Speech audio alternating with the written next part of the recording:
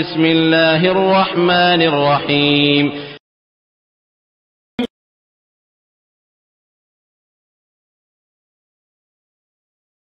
আসসালামু আলাইকুম ওয়া রাহমাতুল্লাহি ওয়া বারাকাতুহু। যে এক ভাই কুয়েতে জানতে চেয়েছিলেন লাস্টে 95, 54 নাম্বার, যে আমরা যখন ঘুমিয়ে থাকি অনেক সময় স্বপ্নদোষ হয় বা বীর্যপাত হয়।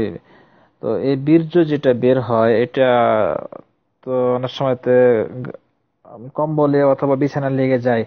তো সেই বিছানায় শোয়া যাবে কিনা বা এই কম্বল গায়ে দেওয়া যাবে কিনা। তো এ ব্যাপারে কথা হলো যে আসলে স্বপ্নদোষ হলে বা বীর্যপাত হলে তো গোসল ফরজ, আপনার গোসল করতেই হবে, না হলে নামাজ হবে না। তাতে স্ত্রীর সাথে সহবাস করে হোক অথবা স্বপ্নদোষের মাধ্যমে হোক, যদি মানি যেটা বলা হয়েছে বীর্য গাঢ় যেটা যদি বের হয় তাহলে অবশ্যই ওখানে গোসল করতে হবে। এটা এটা হলো পবিত্র, আপনাকে নাপাক করে দিবে, আপনার বডির উপরে, শরীরের মানুষের উপরে এটার প্রভাব পড়ে, কিন্তু কোনো কাপড়ে এর প্রভাব পড়ে না।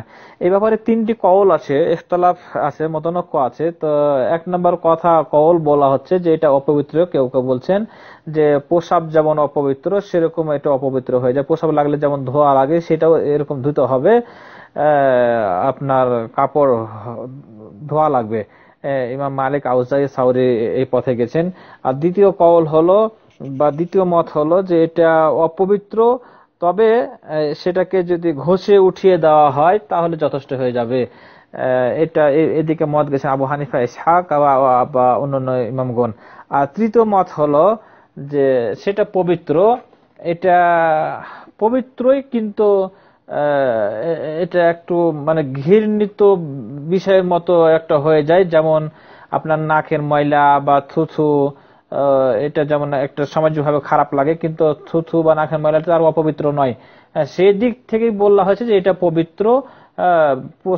আপনার নাকের ময়লা বা থুথু যেমন অন্যকে অপবিত্র করতে পারে না, অনুরূপ আপনার কাপড়কে এই বীর্যতে অপবিত্র করতে পারে না, কিন্তু মানুষকে অপবিত্র করতে পারে বা মানুষ অপবিত্র হয়ে যায়।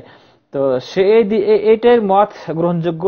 ইমাম শাফি, ইমাম তাইমিয়া, আরো অনেক ইমামগণ এই পথে গেছেন যে আসলে এটা পবিত্র, কোনো কাপড় নাপাক হবে না, অপবিত্র হবে না। সেই কাপড়ে আপনি নামাজ পড়তে পারেন। যদি আপনার লুঙ্গিতে লেগে যায়, সেটা হালকা ধুয়ে নিলেন, আপনি নামাজ পড়লেন। বা কাপড়ে আপনার কি বিছানায় লেগেছে অথবা কম্বলে লেগেছে, তাতে কোনো সমস্যা নাই। এই ব্যাপারে হাদিস হলো সহিহ মুসলিমের হাদিস। আয়েশা রাদিয়াল্লাহু আনহা বলছেন যে আমি রাসূল সাল্লাল্লাহু আলাইহি সাল্লামের কাপড়ে এরকম মানে বীর্য বা গাঢ় লেগে থাকতে দেখলাম, আর সেটাকে আমি ঠুকরিয়ে অথবা ঘষে উঠিয়ে দিয়েছি, আর সেই কাপড়ে রাসূল সাল্লাল্লাহু আলাইহি সাল্লাম নামাজ পড়েছেন।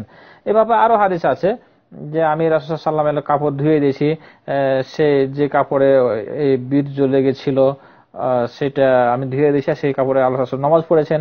তাহলে এটা অপবিত্র নয়, এটা আপনার কাপড়কে অপবিত্র করতে পারে না।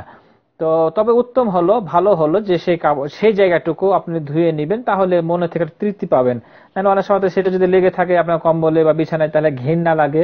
সেই জন্য আপনি সেই জায়গাটা ধুয়ে নিবেন, তাতে কোনো সমস্যা নাই।